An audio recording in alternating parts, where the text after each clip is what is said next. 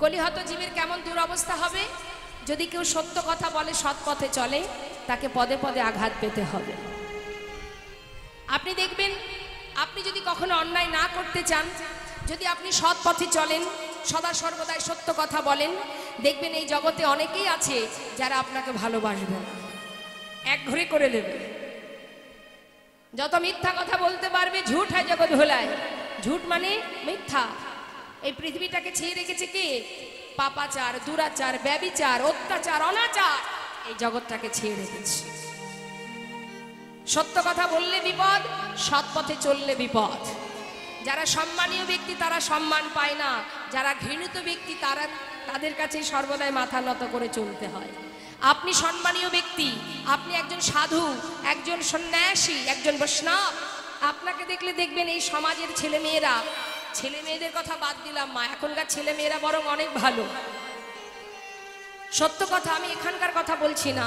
এখানে তো দেখছি ছোট ছোট ভাইয়েরা তারা কীর্তনের মধ্যে নিজেদেরকে ডুবিয়ে রেখেছে বিভিন্ন জায়গায়। এখন এই তো যেখান থেকে আমরা এলাম, ছোট্ট ছোট্ট এই ভাইদেরই মতো ছোট ছোট সব অল্প বয়সী ছেলেরা সাদা পাঞ্জাবি, সাদা প্যান্ট পরে তারা কীর্তনের মধ্যে জীবন প্রাণ দিয়ে দিচ্ছে। সব জায়গায় এখন ইয়াং ছেলে মেয়েরা যারা লেখাপড়া শিখছে, যারা কলেজে পড়াশুনো করছে, তারা হরিনামের মালা জপ করতে করতে কলেজে যাচ্ছে। কিন্তু ক্ষতি করছে কারা জানেন? যারা বয়স্ক মানুষ, যারা নাস্তিক, যারা ভগবানের নাম করে না, বরং সেই ঘরের ছেলে মেয়েরা ভগবানের সেবায় নিজেকে ডুবিয়ে রেখেছে। তাই ছোট ছোট ছেলে মেয়েদেরকে খারাপ বলতে পারবো না, বরং যাদের বয়স হয়েছে তারাই এখন ব্যঙ্গ করে সাধুগুরু বৈষ্ণবকে দেখলে। কোন বৈষ্ণবকে দেখলে ব্যঙ্গ করে, হরে কৃষ্ণ, জয় নিতাই। কিন্তু একটা বাচ্চা ছেলে কিন্তু বলবে না, তার মধ্যে ভয় আছে। তাই দেখুন, এটা আমার কথা নয়, শাস্ত্রে বললেন যে সম্মানীয় ব্যক্তি তারা সম্মান পাবে না, যারা ঘৃণিত ব্যক্তি তারাই সর্বদাই তাদের কাছে এই কলির জীব মাথা নত করে চলবে। আর কি বললেন? আস্তে কথা না, বুঝতে পারছি গরম লাগছে, একটু যদি স্ট্যান্ড ফ্যানের ব্যবস্থা করতে পারতে ভালো হতো। দুটো একটা করে দিলেও অন্তত একটু বাঁচত, এত গরম। তারপর বাবা আর কি বললেন? বললেন গোরস গলি গলি ফিরি সুরা বৈঠল বেচায়। গোরস মানে গরুর দুধ। যারা দুধ বিক্রি করেন তারা তো সবার বাড়িতে বাড়িতে গিয়ে দুধ বিক্রি করে, তাই না মা? আগেকার সময় তো সেটাই হতো। এখনো অনেক জায়গায় আছে সাইকেলে করে অনেক দূর দূরান্ত, মোটর সাইকেলে করে দূর দূরান্তে ছুটে যায় দুধ বিক্রির জন্য। তা সে রাস্তায় রাস্তায় ঘুরে ঘুরে দুধ বিক্রি করে। বলুন তো মা, যে ব্যক্তি ঘরের দরজায় গিয়ে গিয়ে দুধ বিক্রি করে, সেই দুধ এই কলির জীব সবাই কি খায়? খায় না। কিন্তু যে ব্যক্তি মদ বিক্রি করে, তাকে কি দরজায় দরজায় আসতে হয়? বরং আপনার বাড়ি থেকে যদি সে 100 কিলোমিটার দূরে গিয়ে বসে, এই সাধারণ কলির জীব, মূর্খ জীব যারা, সেইখানে গিয়ে ভিড় করে লাইন দিয়ে বসে থাকে। ঠিক খুঁজে বের করে নেবে বাবা, 100 কিলোমিটার দূর হলেও তাকে আসতে হবে না, এরাই ছুটে যাবে সেখানে মদ্যপান করার জন্য, কিন্তু দুধ কিনে খাবে না। এমন কিছু করো জগতে যেটাতে উভয়ের মঙ্গল হয়, সমাজের মঙ্গল হয়। যেটা যেমন দুধ, দুধ যে বিক্রি করে তার যেমন উপকার হয়, আবার যে দুধ কিনে খায় তার উপকার হয়। কিন্তু যে মদ বিক্রি করে কি হয়? তার উপকার হয় তো, সে তো পয়সা রোজগার করে, দুধ মদ বিক্রি করে পয়সা রোজগার করছে। আর যে মূর্খ 100 কিলোমিটার ছুটে গিয়ে কিনে খাচ্ছে, সে কিন্তু ধ্বংস হয়ে যাচ্ছে।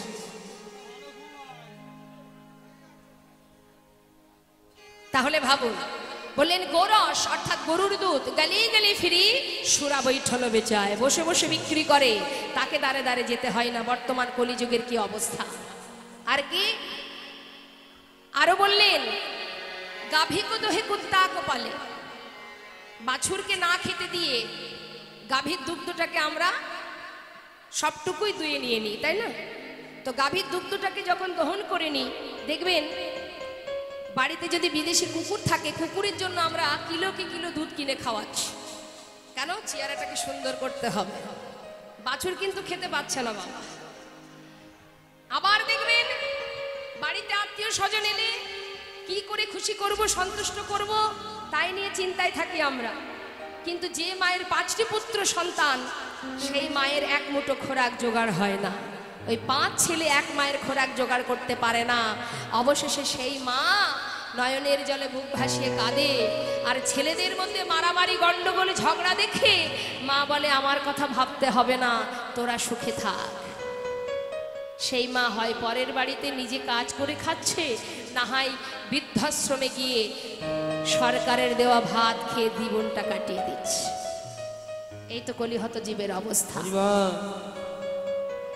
এখনো দুর্দশা দেখে ভগবান করুণাময়, যিনি আমাদের পিতা, যিনি জগৎ পিতা, আমার গৌর হরি, তিনি দেখলেন এদের উদ্ধারের পথ কি?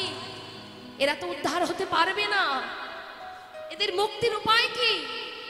লাঞ্ছনা গঞ্জনা ছাড়া সংসারে আর কিছু পাবে না, শান্তির পথ কোথায় পাবে তারা?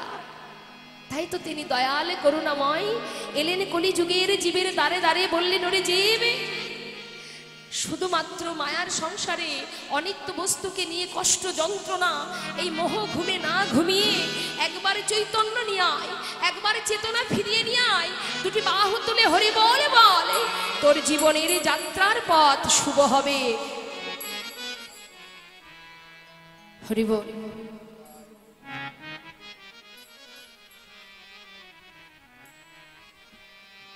তাই তো কলিহত জীব দেখবেন সংসারের হাজার কর্ম ফেলে রেখে তারা যেখানে কীর্তন হয়, যেখানে হরিনাম হয়, সাধু সঙ্গ, বৈষ্ণব সঙ্গ হয়, সেখানেই তারা একটু শান্তির আশায় ছুটে যায়।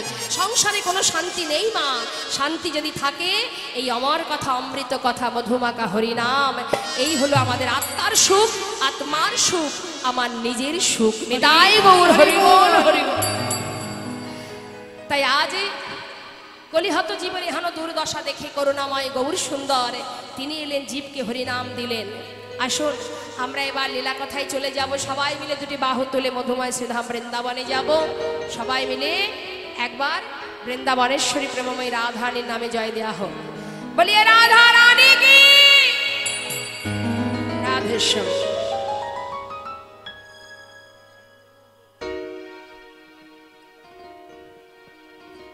জয় রাধে। কারণ ছাড়া কিন্তু কিছুই হয় না। ভগবান যাই করে সব কিছুর পিছনে কারণ থাকে। তা কারণটা কি না, আজ তার মনে ইচ্ছা যে ভক্ত চরণ সেবা করবে তিনি। হরি বল। আমরা জানি ভক্ত ভগবানের চরণ সেবা করে, কিন্তু আজ একটু উল্টো হয়ে গেছে মা। আজ ভগবানের ইচ্ছা যে ভক্ত যে আমাকে ভালোবাসে, এই যে ভালোবাসা সেটা কেমন, সেটা জানতে গেলে আমাকে ভক্তচরণ সেবা করতে হবে। মহাজন লীলার পাশে দাঁড়িয়ে বললেন, হে গোবিন্দ, ভক্ত তোমাকে সেবা দিয়ে কি সুখ পায়, সেটা যদি তোমাকে জানতে হয়, তাহলে ভগবান হয়ে থাকলে হবে না। যদি কোনোদিন ভক্ত হতে পারো, আর ভক্ত হয়ে যদি ভক্তের চরণ সেবা করতে পারো, তবেই জানবে চরণ সেবা করলে কি সুখ, কি আনন্দ। তাই আজ কই পাতা তোলা হয়েছে?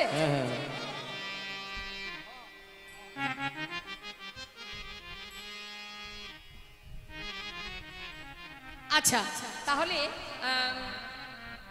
আয় পাতা নিয়ে যা।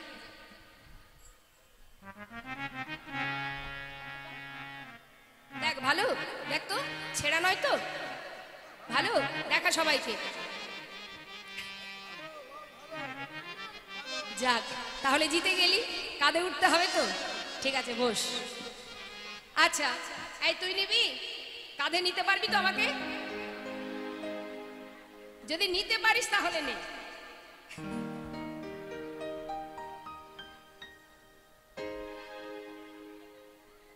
কই দেখি, তোলো, হাত তোলো, দেখাও। আয়, যাক, ও মনে হয় আমাকে নিতে পারবে। দেখাও, সবাইকে দেখাও। ভালো, ছিদ্রপত্র পড়েনি তো? এই দেখি তোমারটা, দেখি। এই তোমারটা দেখি, পাতাটা দেখাও।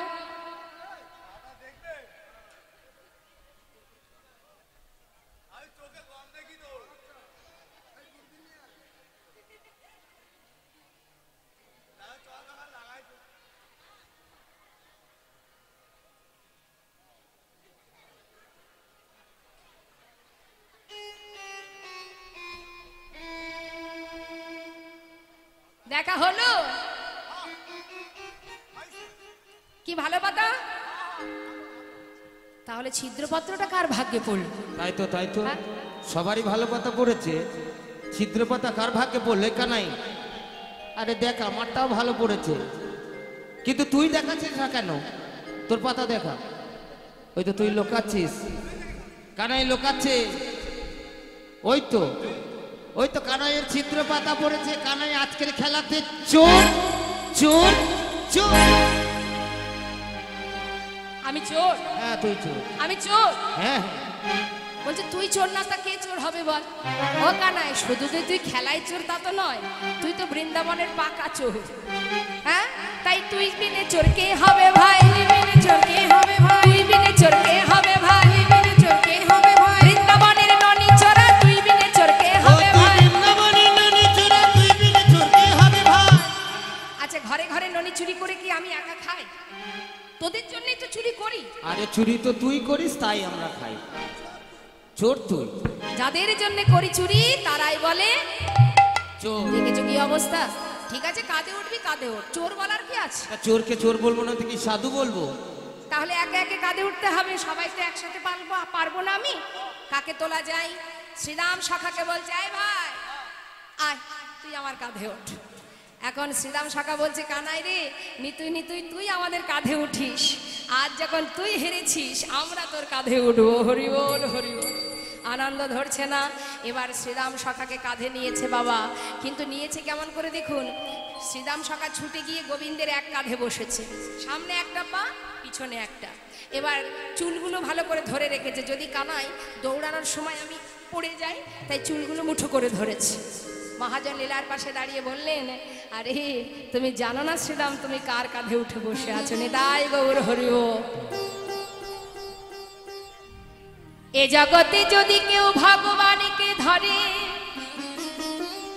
তার পড়ে গেলেও পড়ে যাবার ভয় থাকে, কিন্তু ভগবান যদি কাউকে ধরে, বলে এ জগতে তার আর ভয় কি? রাখে হরি মারে কে? মারে হরি রাখে। রাম অবতারে মা সীতাকে উদ্ধার করে প্রভু রামচন্দ্র তিনি যখন সরজু নদীর ধার দিয়ে আসছে মা, হঠাৎ প্রভু রামচন্দ্রের তৃষ্ণা পেয়েছে, গলা শুকিয়ে যাচ্ছে, তাই জল পান করবে বলে কাঁধে যে তীর ধনুকটা আছে সেটা রাখবে কোথায়? তাই মাটিতে একটা তীর ভেদ করে সেই তীরের উপরে তুন আর ধনুকটা রেখে এবার তৃষ্ণা নিবারণ করে যখন সেই তুন আর ধনুকটা কাঁধে নিয়ে তীরটা তুলতে যাবে, হঠাৎ দেখছে তীরের আগায় একটা ব্যাঙ, একটা মুন্ডুকি, সে এফোড় ওফোড় হয়ে ভেদ হয়ে গেছে, রুধির ঝরছে। সেই ব্যাঙটি যখন তার বক্ষের উপরে যখন তীর ভেদ করেছে, সে কিন্তু চিৎকার করেনি মা, রুধির ঝরছে। এখন প্রভু রামচন্দ্র তখন জিজ্ঞাসা করছে, রে মুন্ডকি, তুই তোর সারা অঙ্গ থেকে রুধির ঝরছে, আমি যে যখন তোকে তীর মেরেছিলাম তখন তুই কাঁদিসনি কেন, চিৎকার করিসনি কেন? তখন বলে উঠলেন সেই ব্যাঙটি, হে প্রভু,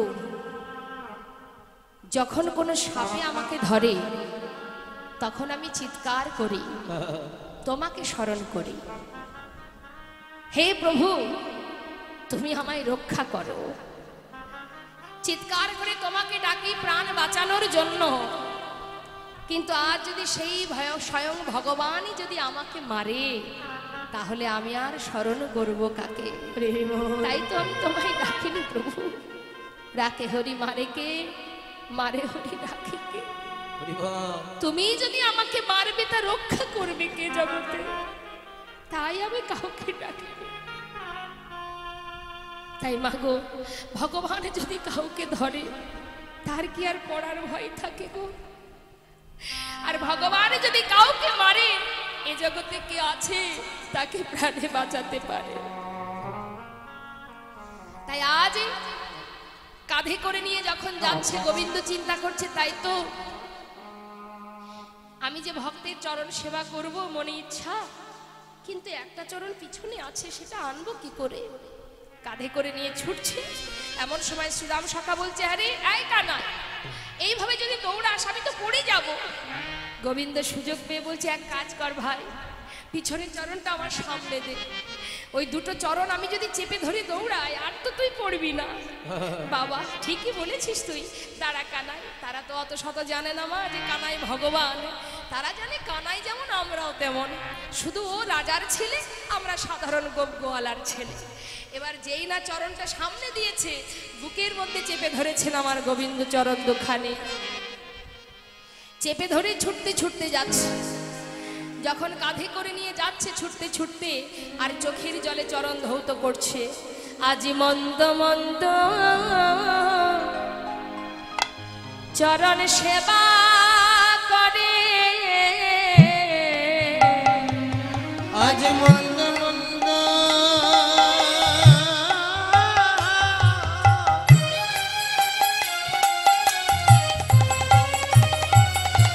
চরণ সেবা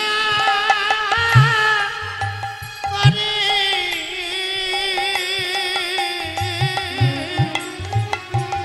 ভক্তের যুগলে চরণ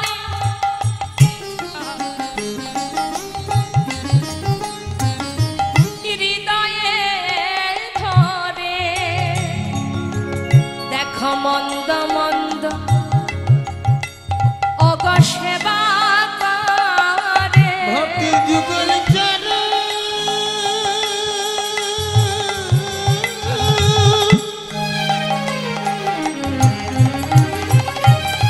ভক্তের যুগল চরণ হৃদয়ে ধরিলে,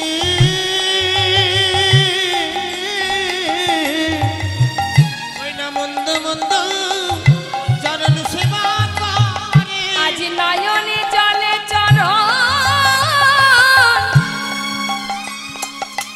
ধোয়ায়ে দিয়ে, বলে আর ভাগে আমার হয় কি না, চরণ ধোয়ায়ে বলে আমার ভাগ্যে আর হয় কি না, চরণ ধোয়ায়ে দিয়ে, বলি আর হায় গৌর হরি বল হরি বল, চরণ ধোয়ায়ে দিয়ে, আর ভাগ্যে হয় কি না, চরণ ধোয়ায়ে দিয়ে, ওই না মন্দ মন্দ সেবা করে।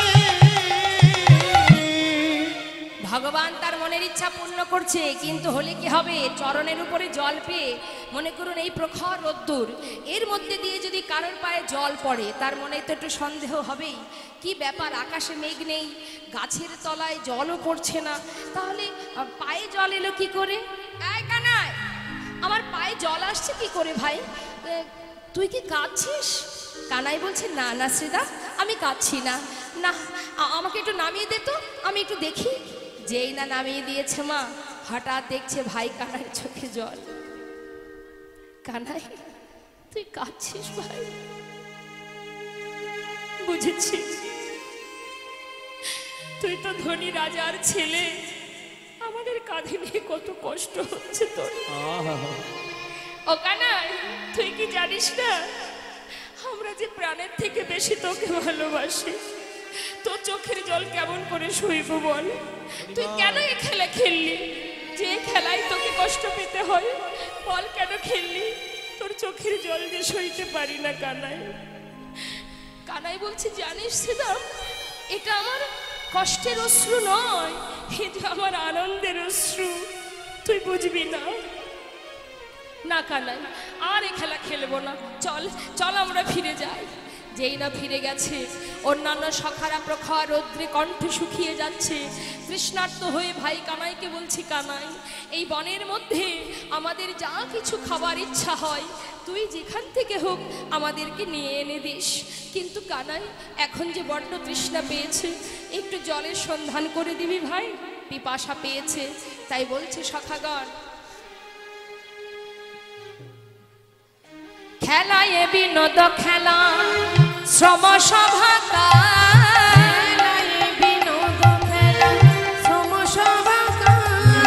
শ্বেত বিন্দু অঙ্গে ঝরে পিপাসায় কাতর, বিন্দু অঙ্গে ঝরে পিপাসায় কাতর,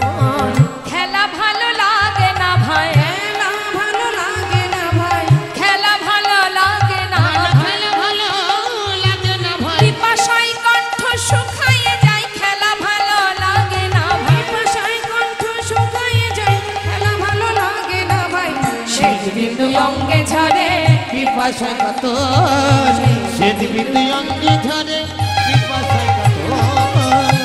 শ্বেত বিন্দু মানে ঘাম, সারা গায়ে ঘাম ঝরছে, পিপাসায় কণ্ঠ শুকিয়ে যাচ্ছে, তুই একটু জলের সন্ধান করে দে।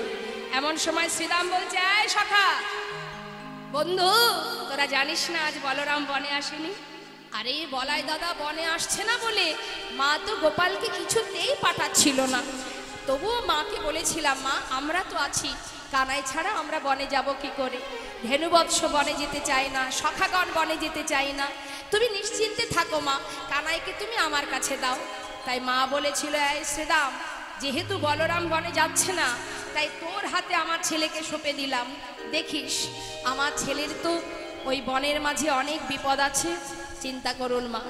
আপনি সন্তানকে কোনো জায়গায় পাঠালে আপনার কতটা চিন্তা হয়, হয়তো? তাহলে সন্তান বনে যদি কোথাও যায় আপনার যতটা চিন্তা হয়, যত সময় ছেলে ঘরে না ফিরবে আপনার চিন্তা হয়। আর মা যশোমতীর চিন্তা করে দেখুন, একে তো সন্তান বনে গেছে ধেনু চড়াতে প্রখর রৌদ্রের মধ্যে দিয়ে, রাজার ছেলে হয়ে সে বনে বনে ধেনু চড়াচ্ছে, কারণ কৃষ্ণ ছাড়া ধেনুবৎস মাঠে যেত না। এটা তো একটা যন্ত্রণা, তার মধ্যে আর একটা দুঃখ কি, ওই যে কংস, মথুরার দুষ্টু রাজা কংস রাজা, সে সর্বদাই বিভিন্ন রকমের অনুচর ওই বনে পাঠিয়ে দিত, বিভিন্নভাবে অগাসুর বগাসুর পাঠিয়ে দিয়ে কানাইকে বধ করার জন্য সর্বদাই চিন্তিত থাকতেন। সেই চিন্তাটাও কিন্তু মা যশোমতীর, যে আমার গোপালের না জানি কখন কি বিপদ হয়। কতটা দুঃখ নিয়ে সন্তানকে বনে পাঠাতেন মা, একবার ভাবুন। তাই মা বলছে, শ্রীরাম তোর হাতে দিলাম ছেলেটাকে, দেখিস যেন গভীর বনে না যায় আর কোনো জলের ধারে না যায়, ঠিক আছে? তাই আজ মা আমার হাতে কানাইকে সঁপে দিয়েছে, আমি তো ভাই কানাইকে জলের সন্ধান করতে দিতে পারি না। তা তোরা এক কাজ কর, চল আমরা সবাই জলের সন্ধান করে আসি, আর ভাই কানাই এই বংশী বটের গোড়ায় বসে থাক, আমরা জল পিপাসা নিবারণ করে ভাই কানাইয়ের জন্য সবাই কর পূর্ণ করে জল নিয়ে আসবো। এই বলে কানাইকে বলছে, তুই এখানে বসে থাকবি ভাই, কোথাও যেন যাস না, কেমন? কানাইকে বসিয়ে রেখে সখাগণে যাচ্ছে। সন্মুখেতে কালিদাহ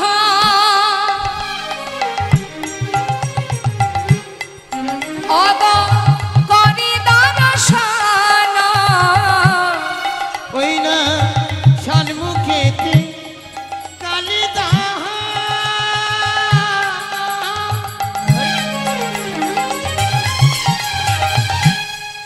ওই না করি দর্শন, অগ ধীরে ধীরে রাখাল দান, তথায় আসিল গো, তথায় আসিল। ওই না ধীরে ধীরে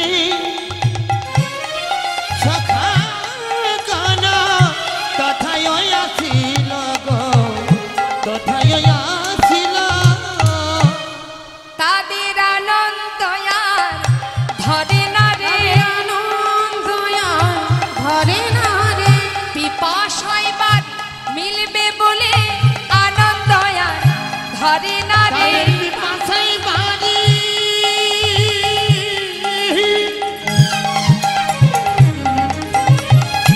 মিটবে বলে,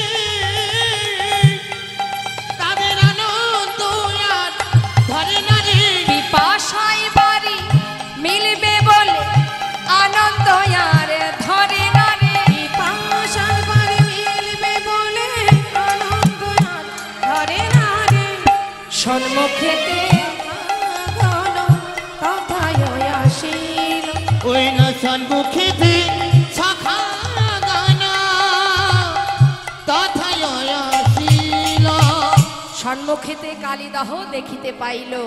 যেই না কালিদাহ দেখেছে মা, ছুটে গিয়ে সখাগণ এক পা দু পা করে জলে নেমে এবার যার যার তৃষ্ণা শেষে নিবারণ করছে।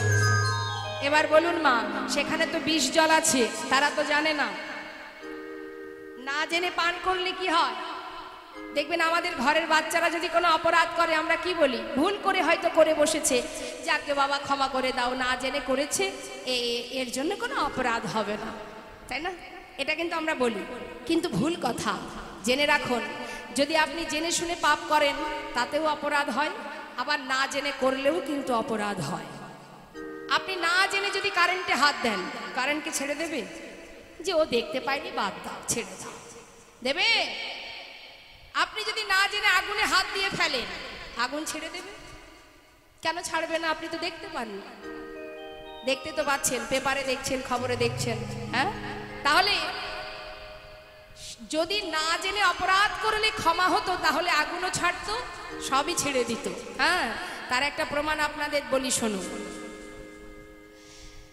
আমার কথা নয়, বৃন্দাবনে এক বাবাজি ছিলেন, খঞ্জ বাবাজি। তিনি একটু খুঁড়িয়ে খুঁড়িয়ে, সারা শরীর বেঁকিয়ে খুঁড়িয়ে হাঁটতেন। এখন দেখবেন ছোট ছোট বাচ্চারা কি করে, কেউ যদি একটু খুঁড়িয়ে খুঁড়িয়ে হাঁটে অনেক সময় ব্যঙ্গ করে, করে না? তা এখন ওই বৃন্দাবনের যারা রাখাল বালক, তারা কি করতো, বাবাজিকে দেখে ব্যঙ্গ করতো, এমনকি এটা ওটা ছুঁড়ে মারতো। তা বাবাজির খুব দুঃখ যে এমন কি কেউ নেই বৃন্দাবনে যেখানে একটু শান্তি পাবো।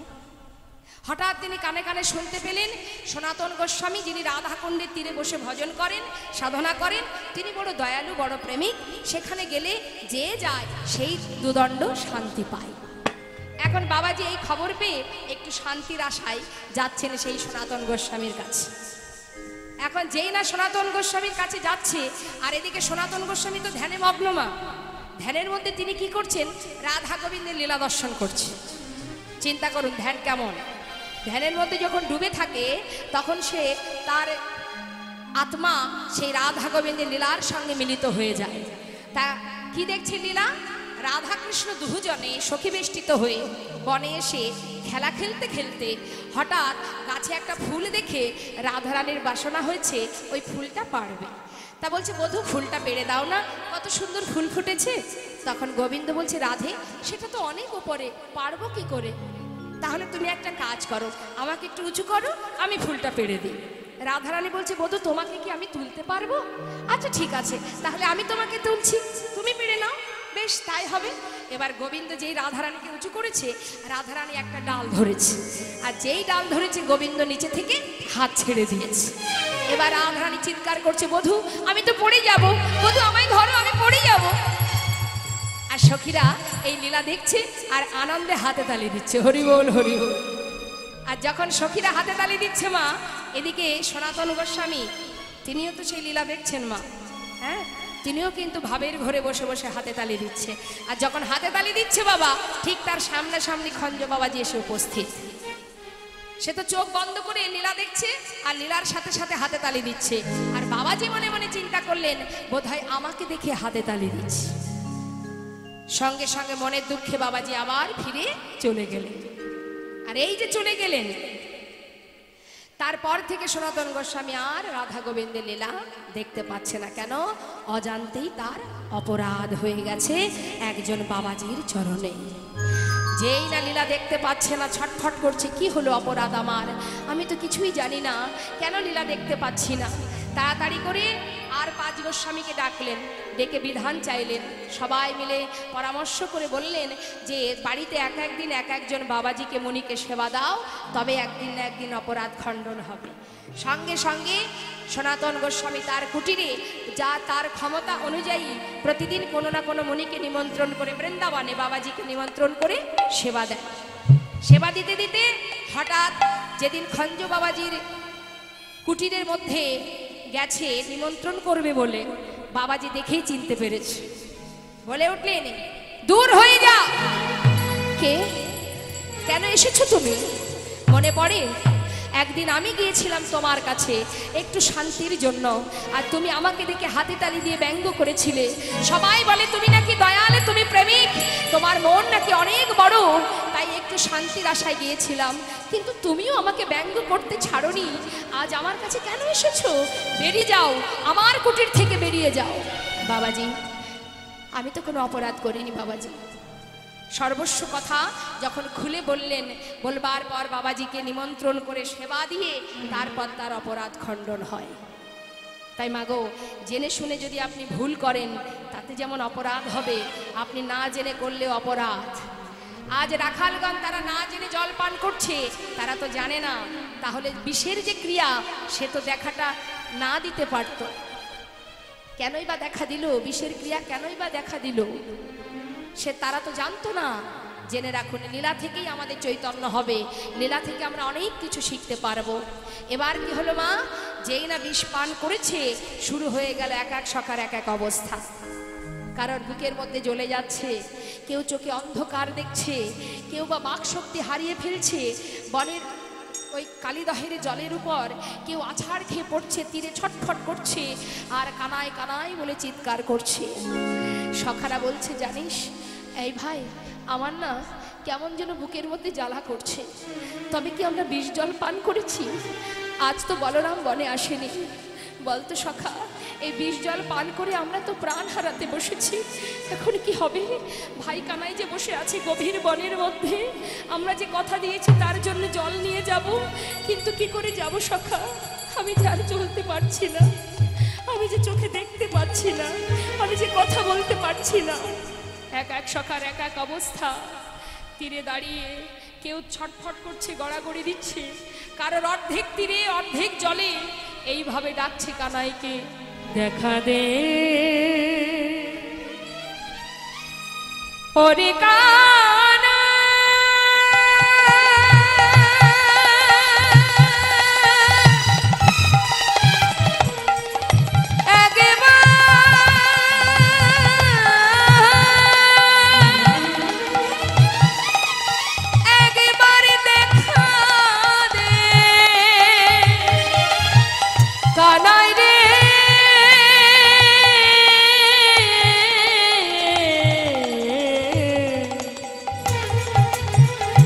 ওরে আমার প্রাণের কানা, একবার দেখা দে। কানা একটিবার আয়, কানা একটিবার এসে দেখে যে আমরা যে প্রাণ হারাতে বসেছি। কানাই, কালিদহের বিষ জলে পান করে আমরা যে সবাই মরতে বসেছি। এই বৃন্দাবনে কত আঘাত, কত যন্ত্রণা আমরা পেয়েছি ভাই।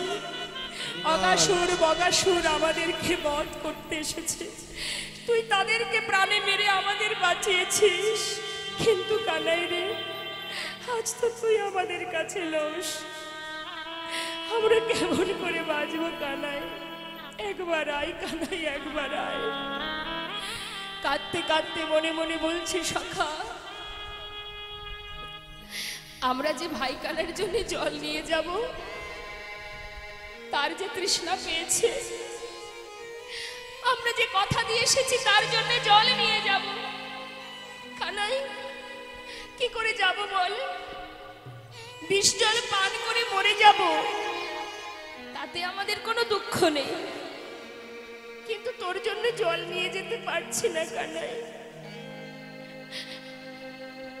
কানাই রে, তোর মতো ভাই কানাইকে কাছে পেয়ে এতদিন তোর সঙ্গ পেলাম বটে, কিন্তু স্বাদ মিটলো না কানাই। আমরা তো মরতে বসেছি, তাই তোর কাছে জানিয়ে রাখি কানাই, আমরা জল নিয়ে যেতে পারিনি বলে তুই যেন আমাদেরকে ভুল বুঝিস না।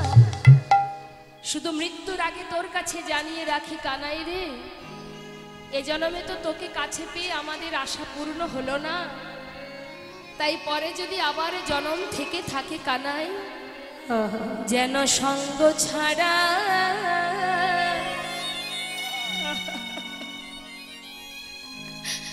আমাদের করিস না রে, যেন সঙ্গ ছাড়া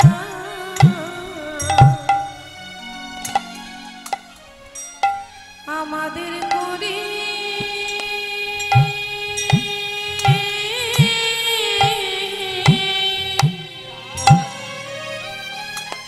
করিস না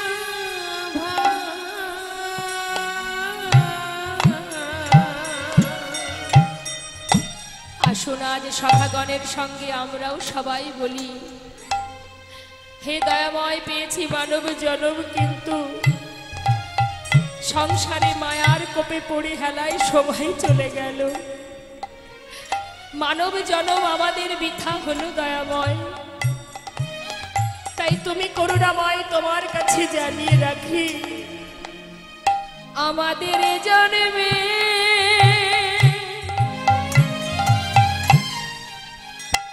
স্বাদ মিটিল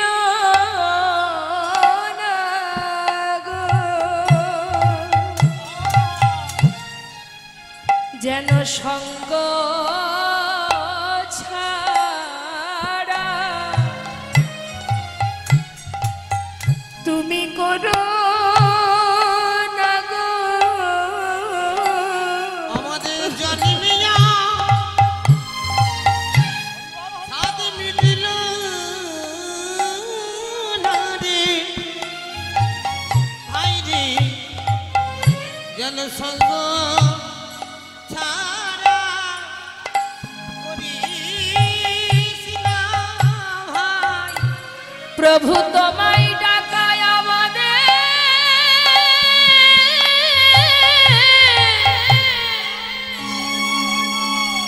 আমাদের হলো না গো। প্রভু তোমার চরণ ছাড়া যেন করো না গো। প্রভু তোমায় ডাকা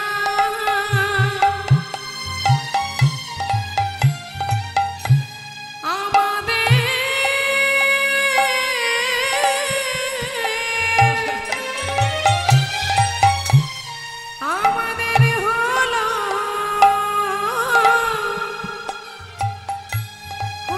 না গো। যেন সঙ্গ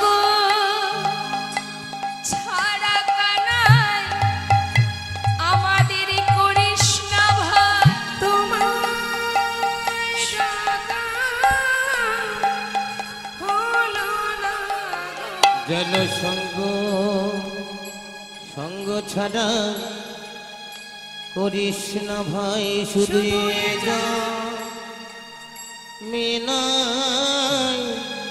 জন্মে জন্মে আমাদের জন্মে স্বাদ মিটিল না রে। যেন সঙ্গ ছাড়া করিস না ভাই। সখাগণ বলছে কানাই, শুনেছি শাস্ত্রে আছে মৃত্যুর আগে যদি তোর বদন কেউ দেখতে পায় তাহলে নাকি পরজন্মে সে তোর সঙ্গী হতে পারে। তাই এ জন্মে তো স্বাদ মিটল না, তাই মৃত্যুর আগে যদি তোর বদনটা একবার আমাদের দেখাস কানাই, যদি তোর বদন দেখে মরতে পারি ও কানাই, তাহলে তো আমরা পরের জন্মে তোকে আবার পাবো। একবার দাঁড়ায় আমাদের আখির আগে, একবার দাঁড়ায় আমাদের আখির আগে, তবে তোর বদনে দেখি আমরা মরিতে পারি। একবার দাঁড়ায় আমাদের আখির আগে,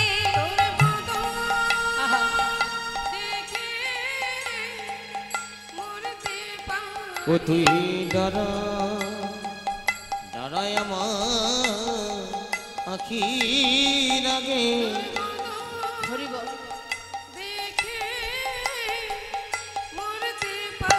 যেন আমরা পর জনমে আবার পাবো যদি বদন দেখি আমরা মরিতে পারি। আবার পাবো ওরে বদন হেরে মরতে পারি।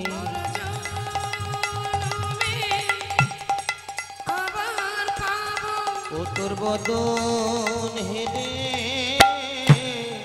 মরতে পারি আমাদের জন্মে সাত মিটিল না রে তোর বদন হেরে মরতে পারি এ জন্মে সাত মিটিল না রে ও তোর বদন হেরে মরতে পারি আবার পাবো তোর বদন হেরে মরতে পারি জন্মে সাত মিটিল না রে তোর বদন হেরে মরতে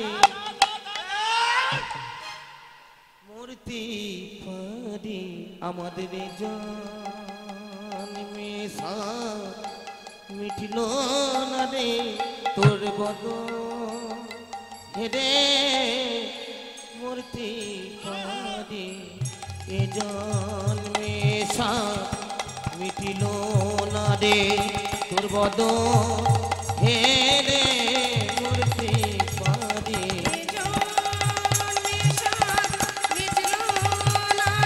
তোর বদন হেরে মরতে পারি এ জন্মে সাত মিটিল না রে বদন হেরে মরতে পারি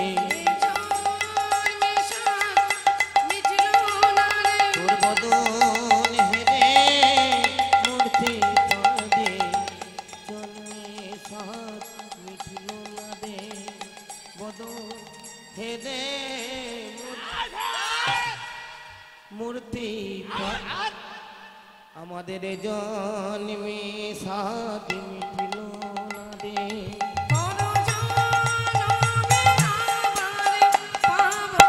এ জন্মে সাত মিটিল না রে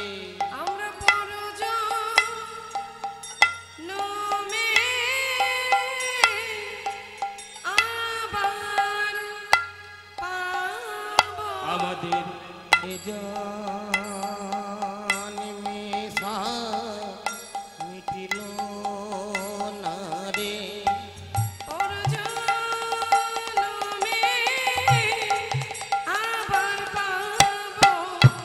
জন্মে সাত মিটিল না রে আমরা পর জন্মে আবার পাবো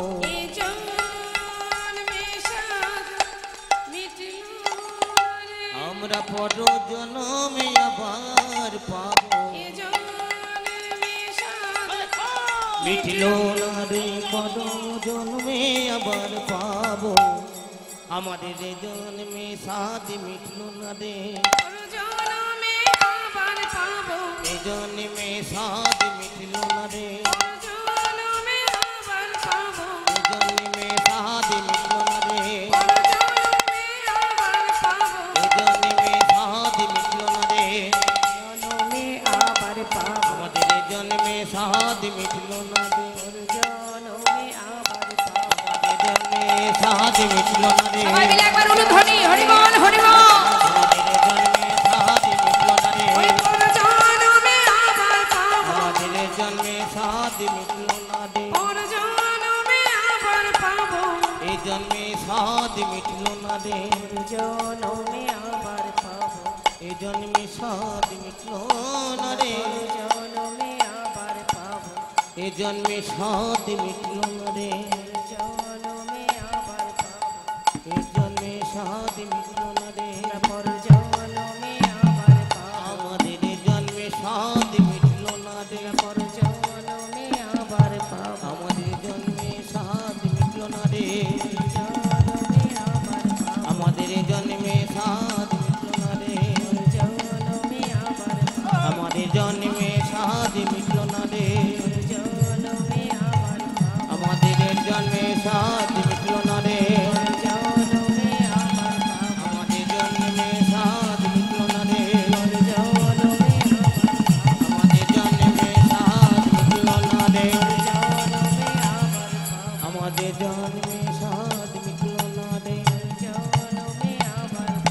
আমাদের জন্মে সাজ মিটল না রে,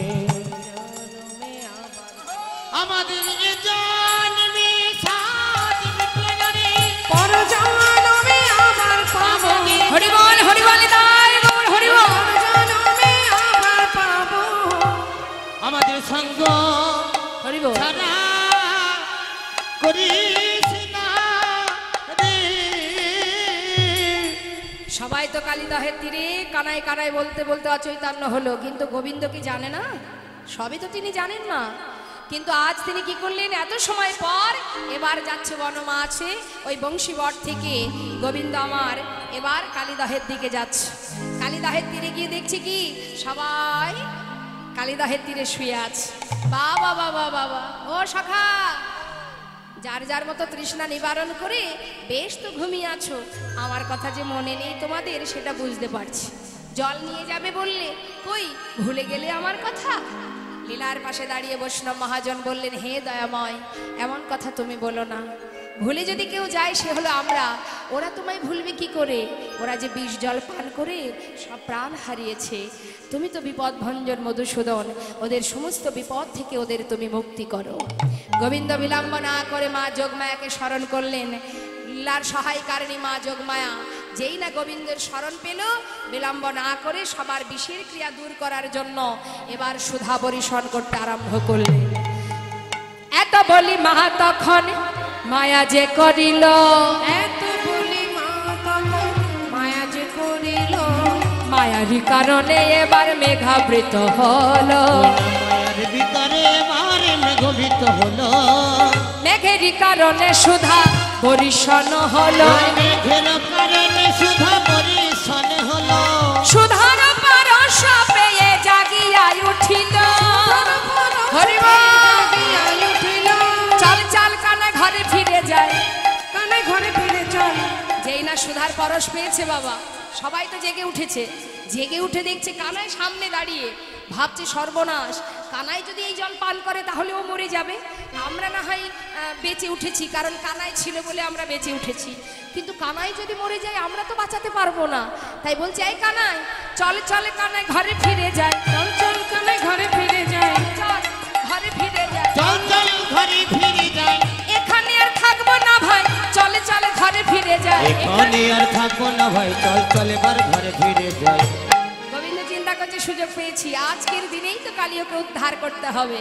শাখাগণের কথা না শুনে ধীরে ধীরে কালিদাহের তীরে এসে দাঁড়িয়েছে। দাঁড়িয়ে দেখছে কালিদাহের সেই দৃশ্যটা কেমন কেমন দৃশ্য। কালিদাহের বর্ণনা দিচ্ছে পদাবলী দিয়ে। কি বলছে? কালিন্দির একদাহে কালিয়না তাহার হে, কালিন্দির একদাহে কালিয়না তাহার হে, বিষজল দহন সামা আনি রে। আমরে রে বিষজালা দহন সমান রে, বিষজালা আমরে রে বিষজালা, আমরে রে বিষজালা, আমরে রে বিষজালা, ও দহন সমান রে। কালিন্দির এক দহে এক কোণে বিষ কালিয়নাথ তাহার রহে বিষজল দহন সমান। দহন মানে আগুন, এমনই বিষের ক্রিয়া আগুনের ন্যায় তুলনা করলেন। শুধু তাই নয়, এমন ভাবে বিষের ক্রিয়া উপরে উঠছে বাতাসে, ওই কালিদাহের উপর দিয়ে যদি কোনো পাখি উড়ে যায়, সেও কিন্তু ওই বিষের ক্রিয়ায় প্রাণ হারায়।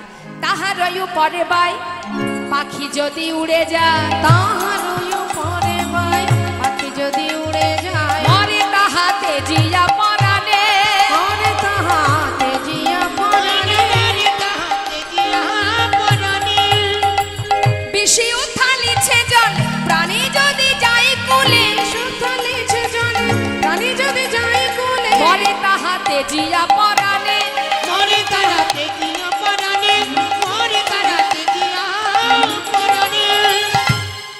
যদি কোনো প্রাণী কোনো পশু ওই কালিদহের তীরে জল পান করতে যায়, পান করার আগেই বিষের ক্রিয়ায় তাদের প্রাণ হরণ হয়ে যায়। তাহলে এমনই ক্রিয়া, শুধুমাত্র একটা গাছ বেঁচে আছে, সেটা হলো কেলিকদম্ব বৃক্ষ।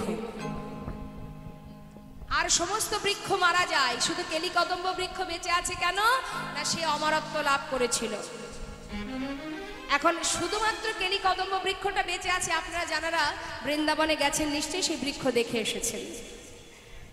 তা মাগো, আজ কালিয়নাগকে উদ্ধার করতে চাইছেন আমার গোবিন্দ। এই কালিয়নাগ কে ছিল? ইনি ছিলেন একজন রাজা, নাম ছিল তার চন্দ্রধ্বজ রাজা। এখন এই রাজার মনে অহংকার ছিল যে, মানে রাজা যেটা মনে ভাবতো সেটাই করতো মা। একদিন বনে গেছে মৃগয়া করতে গিয়ে দেখতে দেখতে সন্ধ্যা হয়ে গেছে বলে একটা ছোট্ট কুটিরের মধ্যে সারা রাত ধরে বিশ্রাম নিচ্ছেন রাজা। হঠাৎ বনের ভিতর থেকে একটা পচা দুর্গন্ধ তার নাসিকায় আসে। গন্ধটা যখন পেয়েছে, চিন্তা করছে নিশ্চয়ই বনের মধ্যে থেকে গন্ধটা আসছে। তখন সৈন্য সামন্তদের বললেন, যাও তো দেখো তো কোথা থেকে আসছে গন্ধটা। তখন তাড়াতাড়ি করে সৈন্য সামন্ত চারিদিকে খুঁজতে খুঁজতে হঠাৎ দেখছে একটা বৃক্ষের কোটরে একজন দুরারোগ্য ব্যাধিগ্রস্ত মুনি বসে বসে ধ্যান করছে। আর তার অঙ্গে ঘা হয়েছে, পোকা হয়েছে, সেখান থেকে গন্ধটা বাতাসে ভেসে আসছে। তখন সেই সৈন্য সামন্ত বলে উঠলেন, তুমি কে আছো জানি না, তবে তুমি এখান থেকে বাহির হয়ে চলে যাও। আমাদের রাজা বিশ্রাম করছে, সে আপনার এই অঙ্গে গন্ধে তার ঘুম হচ্ছে না, তার অস্বস্তি হচ্ছে, তাই তুমি এখান থেকে বেরিয়ে যাও। কিন্তু কিছুতেই যাচ্ছে না, মনি আপন মনে বসে আছে মা ধ্যানে মগ্ন। এমন সময় রাজা তার কাছে গিয়ে যেই না বললেন, রাজা বললেন, এত বড় সাহস, আমার কথা শোনা মাত্র সে সেখান থেকে বাহির হলো না। ঠিক আছে, চলো আমাকে নিয়ে। রাজা স্বয়ং নিজে এলেন। এই যে সৈন্য সামন্তদের বললেন, তোমরা ওকে বাহির করো, বাহির করে এই বন থেকে তাড়িয়ে দাও। জোরপূর্বক, ইচ্ছার বিরুদ্ধে, যিনি রাজা, যার ধর্ম সবাইকে রক্ষা করা, সেই রাজা এমন দুরারোগ্য অবস্থায় যখন সেই মুনিকে বাহির করে বনের ভিতরে তাড়িয়ে দিলেন, তখন সেই মুনি অভিশাপ দিয়েছিল, রে রাজা, তোর এত বড় অহংকার, নিজের সুখের জন্য আমার এই দুরবস্থা দেখেও তুই আমাকে নিজের মতো ধ্যান করছিলাম, তুই আমাকে থাকতে দিলি না, তাই আমি তোকে অভিশাপ দিলাম, যে যন্ত্রণা আমি ভোগ করছি এই যন্ত্রণা তোকেও একদিন পেতে হবে। এই যে অভিশাপ দিল মা, রাজা তো রাজ সুখে থাকতো তো বাবা, সেই জন্য সাধারণ মুনি ঋষির কথা তার অত কানে বাজতো না। এবার কি হলো, কিছুদিন হতে না হতেই ঘরের মধ্যে রাজা সিংহাসনে বসে আছে, রাজ্য পরিচালনা করতে করতে হঠাৎ কিছুদিনের মধ্যে তার সারা শরীরে শুরু হয়ে গেল পিত্তশূল বেদনা। অসহ্য যন্ত্রণা সহ্য করতে পারছে না। গোটা রাজ্যে ঘোষণা করে দিলেন, যে রাজার রোগ ভালো করে দেবে, রাজা তার অর্ধেক সম্পদ তাকে দিয়ে দেবে। কে ভালো করবে? যার চরণে অপরাধ করেছে একমাত্র সেই পারে ক্ষমা করতে, তাছাড়া আর কারোর দ্বারা সম্ভব নয়। তাই রাজা যখন ছটফট করছে, তখন স্বয়ং দেবর্ষি নারদ বৈষ্ণব রূপ ধারণ করে এসে বললেন, রাজা, আপনাকে আমি একটা উপায় বলতে পারি, আপনি যদি সেই উপায় অবলম্বন করেন তাহলে হয়তো রোগ ভালো হবে। কি উপায়? না, মান সরোবরে দুটো হংস বিরাজ করে, ওই হংস দুটি যদি ধরে এনে আপনি রন্ধন করে খেতে পারেন তবেই রোগ ভালো হবে। ওই হংস দুটির নাম মরাল ও মরালিনী। যখনই হংস দুটোকে ধরে আনলেন মা, হংস দুটি কিন্তু যাকে দেখতো তার ভূত ভবিষ্যৎ বর্তমান বলতে পারতেন। তাই রাজাকে বললেন, রাজা, দুটো প্রাণ হত্যা করে আপনি আপনার প্রাণ রক্ষা করবেন, এটা তো রাজার ধর্ম নয়। তাই আমি যদি কোনো উপায় আপনাকে বলি তবে আমাদের মুক্ত করে দেবেন তো? বেশ, কি সেই উপায়? মহারাজ, একবার ভাবুন তো, আপনি কোনোদিন কোনো মুনি ঋষির চরণে অপরাধ করেছিলেন কিনা? যদি আপনি কখনো অপরাধ করে থাকেন মহারাজ, একমাত্র তার চরণ ধৌত জল যদি আপনি পান করেন তবেই আপনার এই রোগ অতি সহজেই মুক্ত হয়ে যাবে। বেশি দিনের কথা তো নয় মা, মনে পড়ে গেছে রাজার। বিলম্ব না করে তাড়াতাড়ি সিংহাসন পরিত্যাগ করে সেই বনের মধ্যে গিয়ে যে বৃক্ষের কোটরে ছিল সেই মুনি, সেখানে গিয়ে করজোড়ে বললেন, হে মুনিবর, তুমি কে আমি জানি না, অসহ্য যন্ত্রণা সহ্য করতে পারছি না, তাই আমি এসেছি তোমার কাছে, তুমি আমাকে এই যন্ত্রণা থেকে মুক্তি দাও। তোমার চরণ ধৌত জল পান করে আমি অপরাধ খণ্ডন করতে চাই। তাই যেই না বলা, তাড়াতাড়ি করে একটা চরণ বাহির হয়ে এলো মা। যেই না বাহির হয়ে এলো দেখছে চরণের গায়ে ঘা হয়েছে। আর সেই ঘা দেখে রাজা তো এত সুখ স্বাচ্ছন্দ্যে জীবন কাটে যার, এই ঘা হয়েছে দেখে তার ঘেন্না তৈরি হলো। ইস, এই জল কি করে আমি পান করব? না না, আমি পারবো না। ভাবছে ভিতরে আর একটা যে চরণ আছে ওটা মনে হয় ভালো। মনিবার, তুমি এই চরণটা তুলে নাও, তোমার দ্বিতীয় চরণটা বাহির করে দাও। যেই না দ্বিতীয় চরণটা বাহির করেছে দেখছে তার অবস্থা আরো খারাপ। মাংস পোকা খসে খসে পড়ছে, পচা দুর্গন্ধ। ইস, না না, এ আমি পান করতে পারবো না, অসম্ভব। কিন্তু জল হাতে করে নিয়ে যেই না চরণে দিয়েছে মা, সেই জলটুকু হাতে করে নিয়ে যখন মুখে দিতে যাবে হঠাৎ দেখছে তার মধ্যে কিছু পোকা, কিছু মাংস ভেসে বেড়াচ্ছে। না না না না, এই আমি পান করতে পারবো না, অসম্ভব। কি করে পান করব আমি? তাই নাসিকায় সুখে মস্তকে ধারণ করেছিল। আর যেই মস্তকে ধারণ করেছে কোটর থেকে বলে উঠলেন, এ রাজা, এত বড় সাহস তোর! আমি যা দিয়েছি তোকে তুই পান না করে নাসিকায় সুখেছিস, তাই আমি তোকে আবার অভিশাপ করলাম, তুই হবি কালিও না। আর মস্তকে ধারণ করেছিস বলে উদ্ধার তুই পাবি, তবে সেই দিন যেদিন অনাদির আদি গোবিন্দ তোর ওই মস্তকের উপরে দাঁড়িয়ে নৃত্য করবে, সেই দিনে তুই উদ্ধার হবি।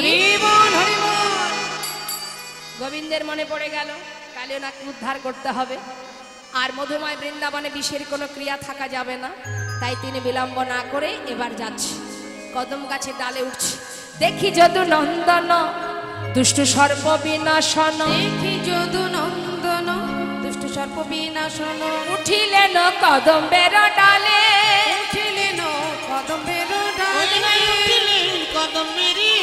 ডালে, তাহারই পরে চড়ি ঘনমালে সাটে মারি, তাহারই উপরে চড়ে ঘনমাল সাথে পরে চলি ঘনমাল সাথে মারে, ঝাঁপি দিল কালী দহের জলে, চাপে দিল কালী দহের জলে, দিল কালী দহের জলে। যেই না জলে ঝাঁপ দিয়েছে মা, কালিও নাগের হঠাৎ ঘুম ভেঙে গেল। ফনা বিস্তার করে কালিও দেখিতে লাগিল, ফনা বিস্তার করে কালিও দেখিতে লাগিল, ফনা বিস্তার করে কালিও দেখিতে পাইল, ফনা বিস্তার করে কালিও দেখিতে লাগিল। কি দেখছে? সেই ছোট্ট দুষ্টু বালক সাঁতার দিয়ে যাচ্ছে, কালিও নাগ চারিদিকে ফনা বিস্তার করে দেখছে। আর লীলার পাশে দাঁড়িয়ে মহাজন ঠক ঠক করে কাঁপছে গোবিন্দের লীলা দেখে। রায় শেখর ভয়ে কাঁপিতে লাগিল, রায় শেখর কহে কাঁপিতে লাগিল, রায় শিখর ভয়ে কাঁপিতে লাগিল। বোঝা তো যায় না, বোঝা তো যায় না, বোঝা তো যায় না, বোঝা তো যায় না, গোবিন্দের লীলা কিছু বোঝা তো যায় না। গোবিন্দের লীলা কিছু যায় রে লীলার বলি হরি, হরি বল হরি বল। দেখো বোঝা তো যায় না। যেই না গোবিন্দ জলে ঝাঁপ দিয়েছে, কালিও নাগ বলছে, ওরে দুষ্টু বালক, তুই আমার বক্ষের উপর দিয়ে সাঁতার দিয়ে যাস। আজ পর্যন্ত কোনো প্রাণী আমার তীরে এসে ফিরে যেতে পারেনি, আর তুই এইটুকু দুধের শিশু আমার বুকের উপর দিয়ে সাঁতার দিস। তুই তো যেমন তেমন বালক নস। তবে দেখ, আমি কালিও নাগ, কেমন করে তোকে পিষে মারতে হয়। বিলম্ব না করে কালিও নাগ পাঁচু পাঁচু ছুটতে আরম্ভ করলেন। যখন ছুটছে গোবিন্দ চিন্তা করছে যে কালিও নাগের ইচ্ছা আমাকে পিষে মারবে, তাহলে তো একবার তো ধরা দিতেই হবে। তাই গোবিন্দ সাঁতার দিচ্ছেন আর পিছন থেকে কালিও নাগও ছুটছেন। ছুটতে ছুটতে হঠাৎ গোবিন্দ দাঁড়িয়ে পড়লেন, আর ছুটে গিয়ে কালিও নাগ তাকে বেষ্টন করলেন। বেষ্টন করে এবার ঘর্ষণ করছে মা। কিছু সময় ধরে ঘর্ষণ করার পর হঠাৎ নিজের দেহটাই জ্বলে উঠেছে। কেন? ওই যে বেষ্টনের মধ্যে গোবিন্দ ছিলেন, আর তো সেখানে নেই, উঠে চলে গেছে। এবার নিজের অঙ্গে যেই না জ্বালা করেছে, হঠাৎ ভাবছে কি ব্যাপার, আমার বেষ্টনের ভিতর থেকে চলে গেল, এত বড় সাহস! এ তো যেমন তেমন বালক নয়, ওকে তো আর বেষ্টন করা যাবে না। কোথায় গেলি তুই? তোকে যদি এবার ধরতে পারি, আমি তোকে আর বেষ্টন করব না, আমি তোকে গ্রাস করে নেব। এই ভেবে আবার ছুটছে, আর গোবিন্দ কালিও নাগের সামনে দিয়ে সাঁতার দিচ্ছে। খেলছে মা, ভক্ত ভগবানের খেলা চলছে। আর এদিকে হলো কি দেখুন, মা যশোমতী আমার নন্দালয়ে বসে বসে হঠাৎ দেখছি হঠাৎ দিনের বেলা যেন অন্ধকার হয়ে আসছে। যেহেতু বলরাম বনে যায়নি, তাই মায়ের মন সর্বদাই যেন চিন্তায় মগ্ন। কি ব্যাপার, দিনের বেলা অন্ধকার কেন, এমন কেন হচ্ছে? এই যে আমার মন ভালো বলছে না, আমার গোপাল বনে গেছে, তার কোনো অমঙ্গল হলো না তো? ছুটতে ছুটতে নন্দ মহারাজের কাছে গিয়ে বলছে, মহারাজ মহারাজ, আমার মন ভালো বলছে না, আমি যে বড় চিন্তা করছি মহারাজ, আমাকে একটু একটু নিয়ে যাবেন কালীদহের তীরে। আমার মন বলছে আমার গোপালের কিছু হয়েছে, না হলে এমন কেন হবে? চেয়ে দেখুন, চারিদিকে লক্ষ্য করে দেখুন, ওগো দিবসে আধার, দিনের বেলা আধার মানে অন্ধকার। গোকুল নগর হরিব সঘনে কাপায়ে মোহে, দিবসে আধার গোকুল নগর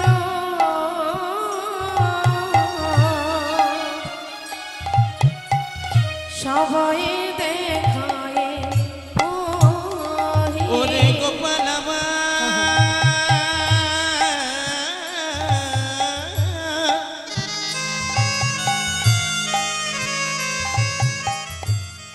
একেবারে মা বলে কাছে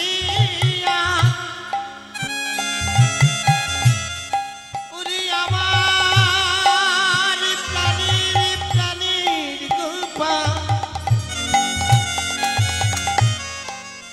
তুই বিনে আমার প্রাণ বাঁচে না। ওরে আমার মরমিয়া গোপাল রে, গোপাল রে, দিবসে আধার ওই গোকুল নগর হরিব সবাই দেখায় মোহে। রুধির বরিখে নয়ন নিমিখে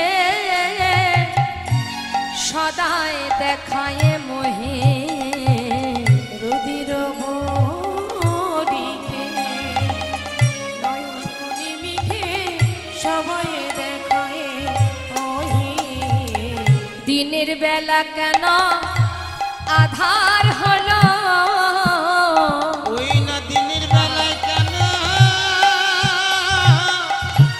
আধার হলো?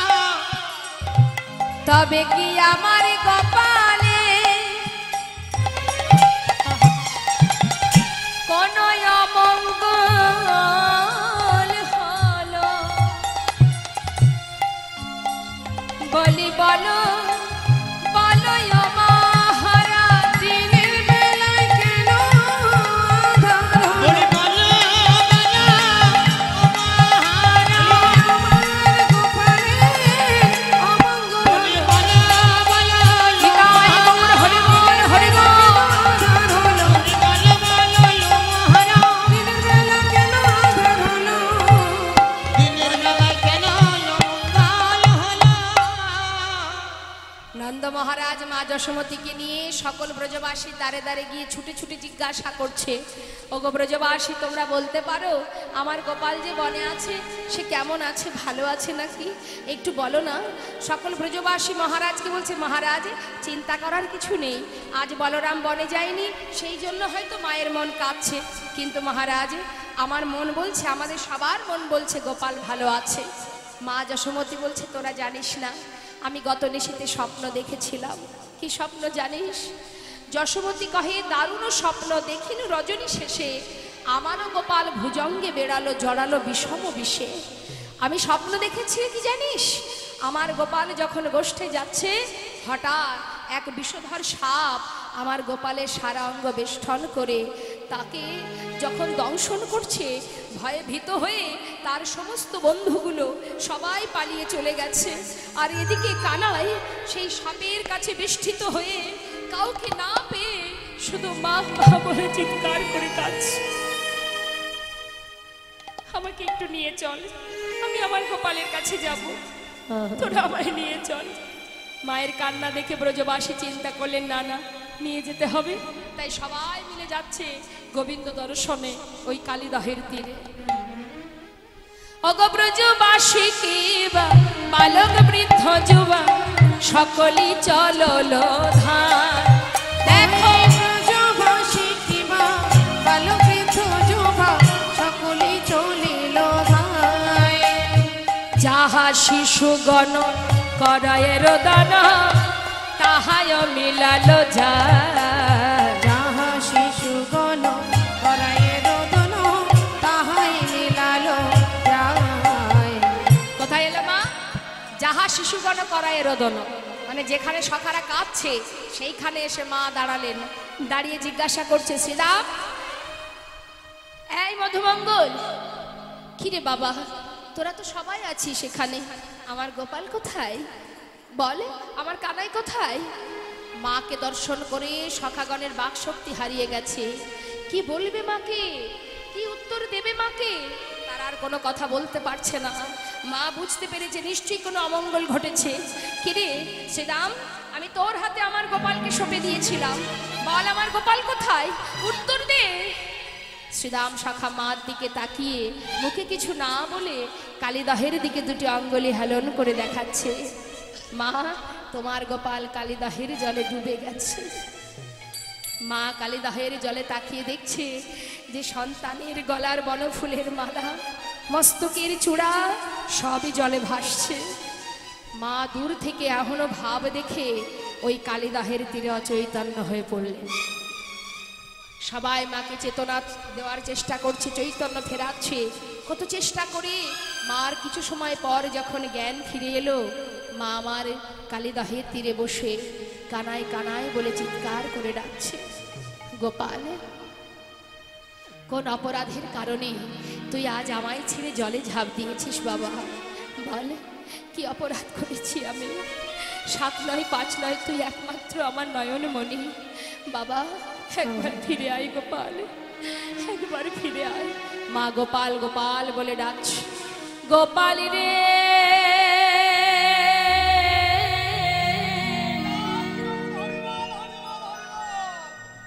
সারা দে গোপাল, সারা দে গোপাল রে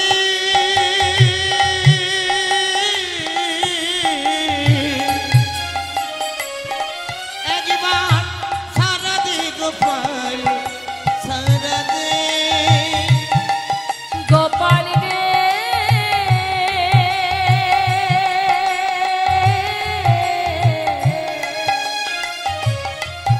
ওরে সারা দে গোপাল, সারা দে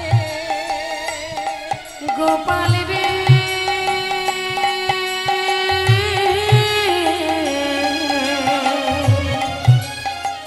সারা দে গোপাল, সারা দে। অভাগিনী মাতো ওই নয় ভাগিনী মা তো ফুকারে কাঁদে, সারা দে গোপাল, সারা দে গোপাল রে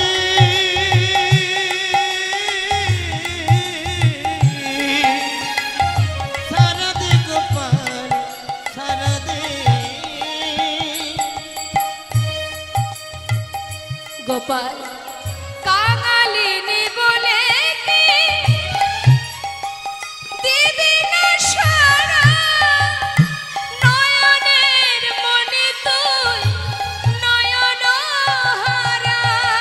কাঙালিনী বলে কি তুই দিবি না সারা, নয়নে মনিরে তুই নয়ন তারা।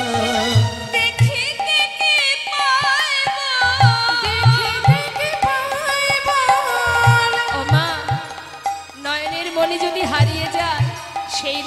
আর দেখা যায়।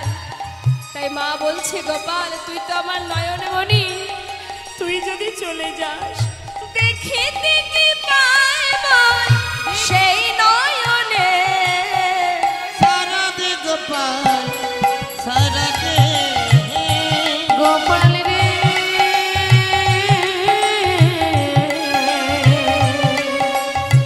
সারা দে গোপাল সারা দে। যে বাঁশি বাজিয়েছিলে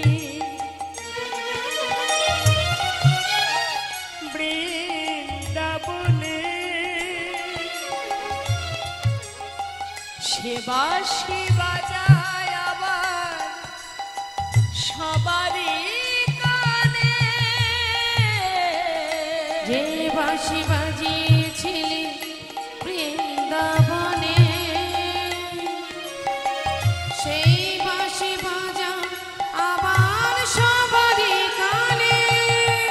তোর বিরহেতে কাঁদে অলি কোন, শ্রীদাম সুদাম কেঁদে হয়েছে ওই ব্যাকুল। না তোর বিরহে দিয়া কাঁদে অলি কুল, সিদাম সুদাম কেঁদে হইয়া বেকুল। সোনার ব্রজ সোনার ব্রজ আজ, সোনার ব্রজ ওই না সোনার বুঝ আধার হলো রে। সারা দে গোপাল জয় গৌর হরি বল হরি বল। সারা দে গোপাল সারা দে গোপাল রে, সারা দে গোপাল সারা দে। মা কাছে গোপাল, একবার ফিরে আয় বাবা। আমি তোকে একদিন এই ক্ষীরসর ননি খেয়েছিলি বলে আমি তোকে উদুখলে বেঁধেছিলাম, তবে কি সেই অভিমানে তুই আমায় ফেলে চলে গেলি বাবা? আমি আর তোকে কখনো বাঁধব না, আমার কোলে ফিরে আয়। ব্রজবাসীরা কাঁদছে, গোপাল আর কোনোদিন তোমার জন্য মায়ের কাছে নালিশ করতে যাব না। আমার ঘরে ক্ষীরসর ননি মাখরি সাজিয়ে রাখবো, তুমি এসে যত পারো খেয়ে যেও, কিন্তু ফিরে এসো গোপাল, ফিরে এসো। নন্দ মহারাজ কাঁদছে, ও ব্রজবাসী তোমরা কাঁদছো কেন? তোমাদের না কত আনন্দ হচ্ছে? প্রতিদিন তোমাদের ঘরে গিয়ে দধির ভাণ্ড ভেঙে দিত, ক্ষীরসর ননি খেয়ে নিত, আর আমার গোপাল কোনোদিন তোমাদের ঘরে যাবে না। কোনোদিন বাছুর ছেড়ে দিয়ে গাভীর দুগ্ধ পেয়ায় দেবে না, আর ননি মাখরি চুরি করে খাবে না। তোমাদের কত ভালো হলো বলো, তোমরা কেঁদো না। কিন্তু আমার দিকে তাকিয়ে দেখো, প্রত্যেকটি মাতা পিতা একটি সন্তান কামনা করে। আমার সন্তান ছিল না, আমি তো ভালোই ছিলাম। বিধাতা যখন একটা সন্তান দিল, তবে দিয়ে কেন কেড়ে নিল বলো ব্রজবাসী? শেষের দিনে যেদিন আমি বিদায় নেব, সেদিন আমার সন্তান যদি চলেই যাবে, তাহলে শেষের দিনে আমাকে কে নাম শ্রবণ করাবে, কে আমায় বাবা বলে ডাকবে? কাঁদছে নন্দ মহারাজ। এদিকে গোবিন্দ চিন্তা করলেন, সবাই কালীদহের তীরে আমার জন্য অপেক্ষা করছে, আর তো দেরি করলে হবে না, এবার আমাকে কালীয়নাগকে উদ্ধার করে ফিরতে হবে।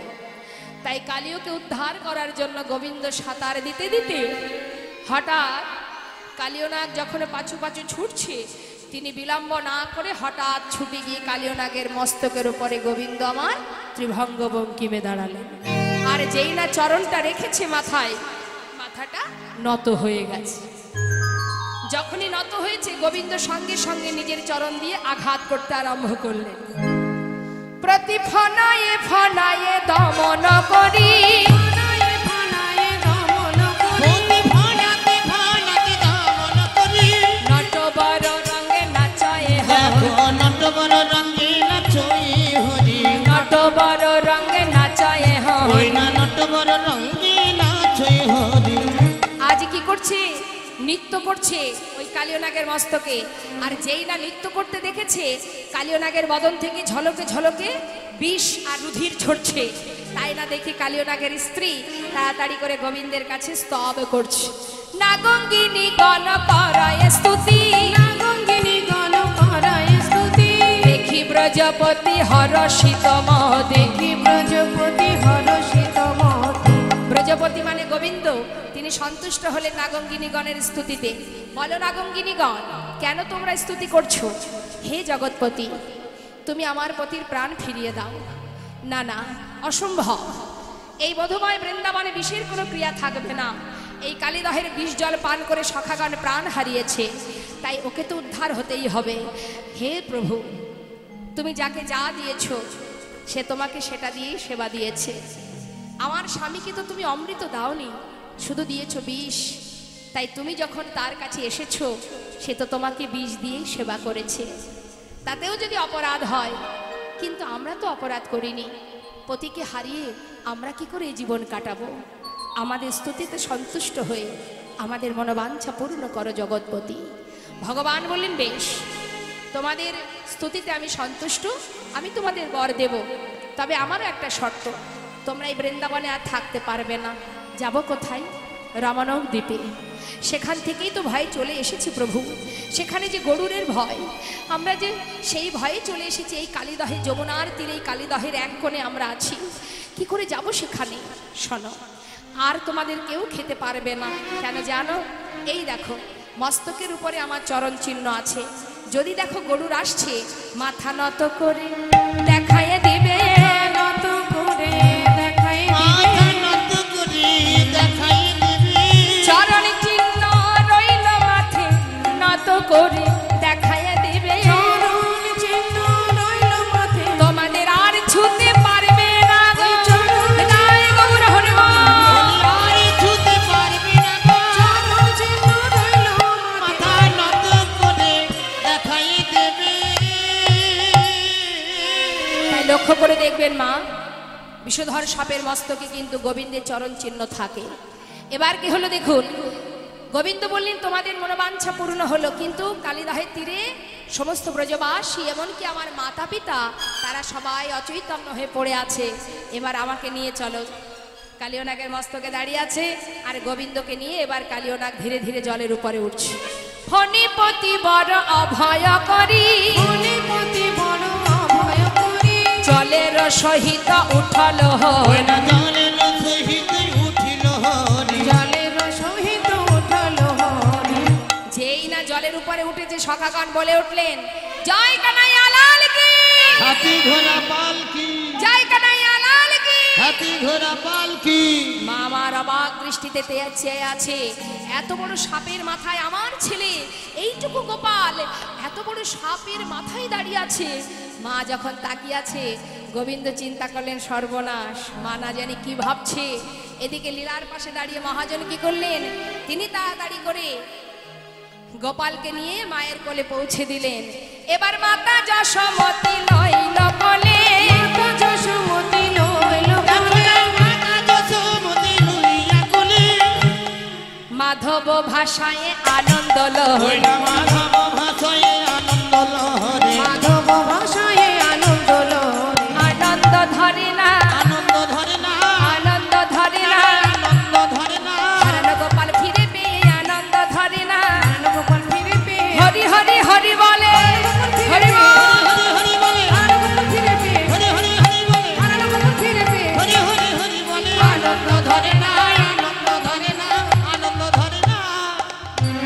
সবাই আনন্দে মত্ত হয়ে আছে, গোপালকে পুনরায় ফিরে পেয়েছে মা। কিন্তু বৃন্দাবনে আরো একজন আনন্দ করছে, সে হলো কুটিলা। সে কানে কানে খবর পেয়েছে কেলে ছোড়া কৃষ্ণ সে নাকি জলে ডুবে মারা গেছে। এই আনন্দে পাগল হয়ে তার তো কাজ সারাদিন ওই বইয়ের নামে নিন্দে বন্ধ করে। আচ্ছা মায়েরাই বলুন তো, কুটিলা কি শুধু বৃন্দাবনে আছে?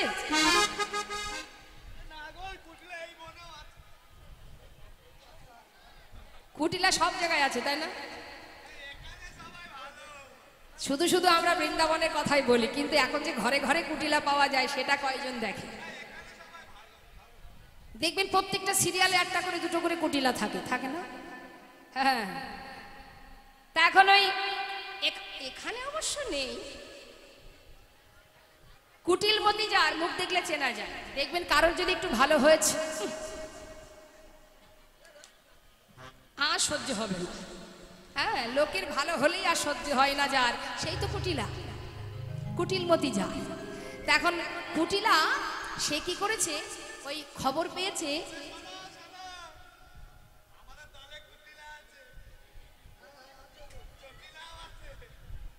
কোথায় আছে, কে না দেখবে, সবাই দেখতে চাইবে। কই দেখি, দেখাও দেখি। এই যে কুটিলা,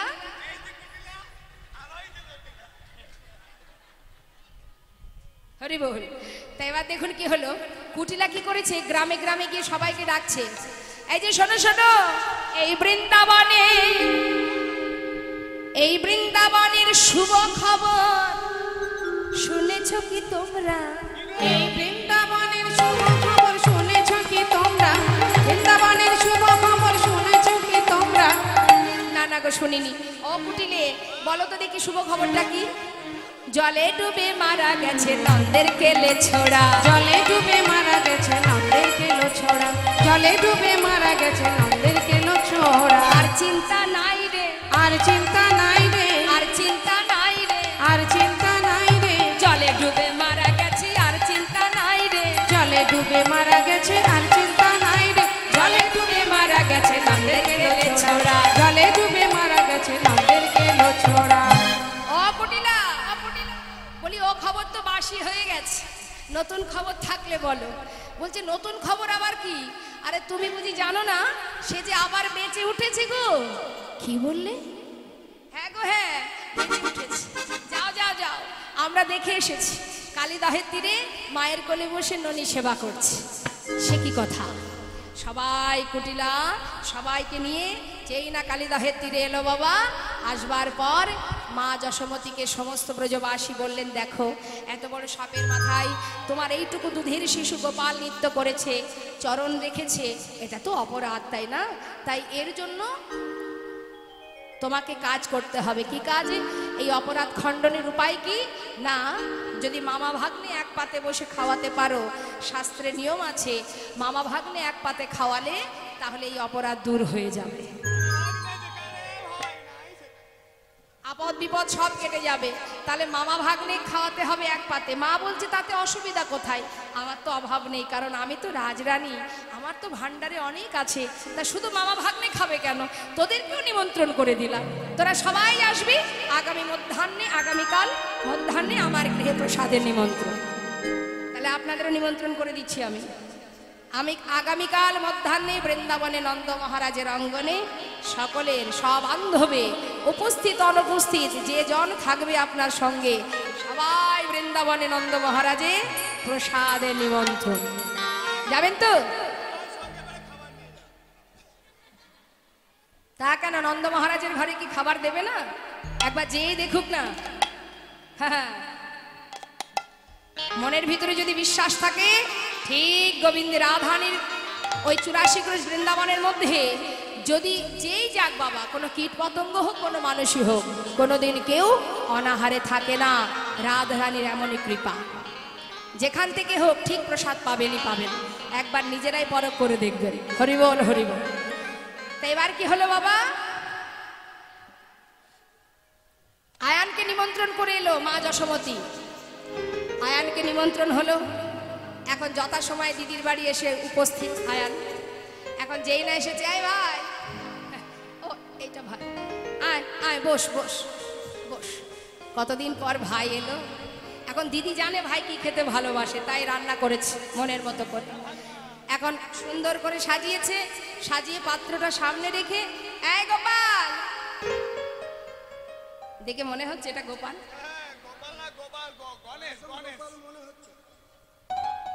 গোপাল বস।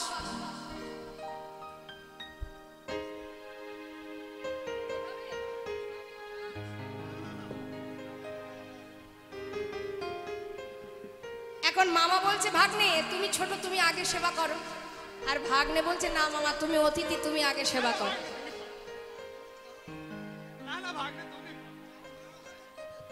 না তুমি খাও। এখন দুষ্টু গোপাল সে কিন্তু এক জায়গায় বেশিক্ষণ থাকতে পারে না, তাড়াতাড়ি করে একটুখানি মুখে দিয়ে উঠে চলে গেছে। মামা দেখছে কি জ্বালা দেখো তো, গোপাল থাকলে তো একটু প্রয়োজন হলে চাইতে পারতাম গোপালকে দিয়ে, কিন্তু গোপাল তো চলে গেল। এতদিন পর আমি দিদির বাড়ি এলাম, চেয়ে চেয়ে কি করে খাবো। এখন খেতে খেতে এত ভালো লেগেছে মা, চিন্তা করছি আরেকবার যে চাইবো, কি করে চাইবো দিদির কাছে, চাওয়া যাচ্ছে না। তাহলে কি করছে, সোজাসুজি না চেয়ে একটু ঘুরিয়ে বলছি, ও দিদি, ও দিদি, দিদি গো খুব ভালো হয়েছে জানো, খুব ভালো হয়েছে। যেই না বলেছে, দেখবেন এই জগতে কারোর যদি রান্নার গুণ গাওয়া যায়, সে কি করে, কি বলে, আর একটু দেব কি, থাকুক বা না থাকুক জিজ্ঞাসা করে আর একটু দেবো। আরে যেই না বলেছে গোপাল, আহা এই ভাই আর একটু দেবো, আয়ান বলছে দিদি আর একটু দাও না, আর একটু দাও না, আর একটু দাও না, আমায় আর একটু দাও না, তোমার হাতের মোচার ঘন্ট আর একটু দাও না, তোমার হাতে মোটা ঘন্ট, বড় ভালো হয়েছে, তোমার হাতে মোটা হরি বল, হরি বল। হয়েছে, তোমার হাতে মোটা ঘন্ট, বড় ভালো হয়েছে। তোমার হাতে মোটা ঘন্ট, আর একটু দাও না, আর একটু দাও না, আর একটু দাও না। ভাইকে আবার মোচার ঘন্ট দিয়েছে, দেবার পর এবার রাধারানীর জন্য একটা সুন্দর করে পেটিকা সাজিয়ে তার মধ্যে ওই কটা শাড়ি, কটা গহনা আর কিছু মিষ্টি রাধারানীর জন্য পাঠাবে বলে সাজিয়েছে। এই ভাই এই শোন, ওই রাধারানীর জন্য গুছিয়েছি কেমন, তা তুই এক কাজ কর, ওটা নিয়ে যা, সেবা করে ওটা নিয়ে যাবি, ঠিক আছে? হ্যাঁ, বাড়ির বোর জন্য নিয়ে যা। দাঁড়া,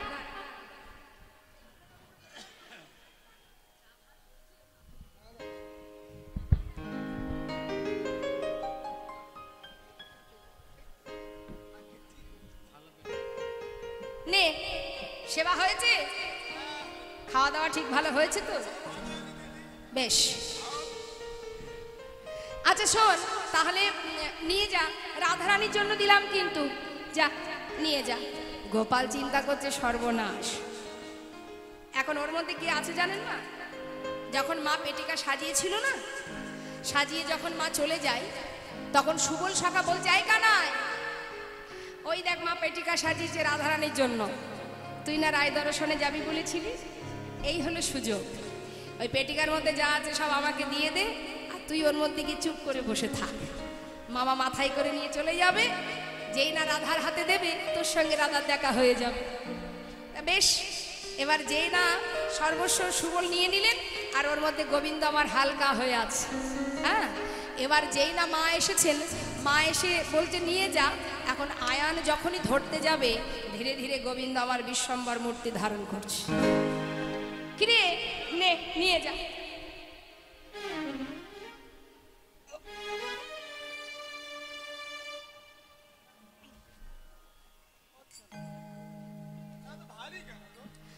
ভারী, এ তো কটা শাড়ি, কটা গহনার কিছু মিষ্টি দিয়েছে, এতে আর কি ভারী হবে? আমার মনে হয় তো সেবাটাই ভারী হয়ে গেছে, দিদির বাড়ি খেয়েছিস। হ্যাঁ হ্যাঁ, যা, হ্যাঁ নিয়ে যা।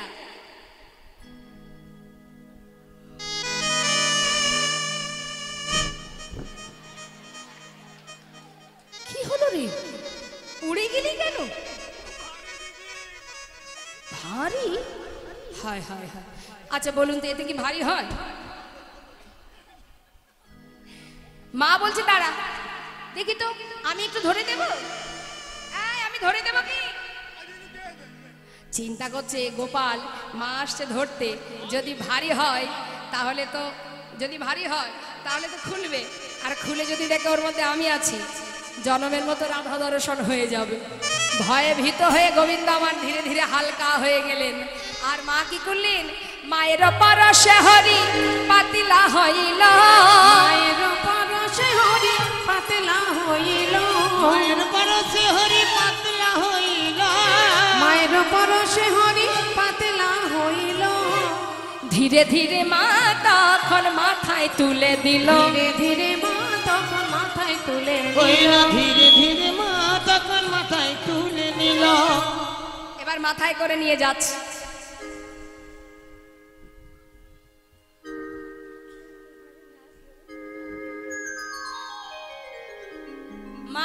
নিয়ে যাচ্ছে মা, আর এদিকে গোবিন্দ মনে মনে বলছে মামা ঘর থেকে আগে বাইরে বেরো, একবার রাস্তায় বাহির হও, তারপরে তোমার মজা আমি আবার দেখাবো।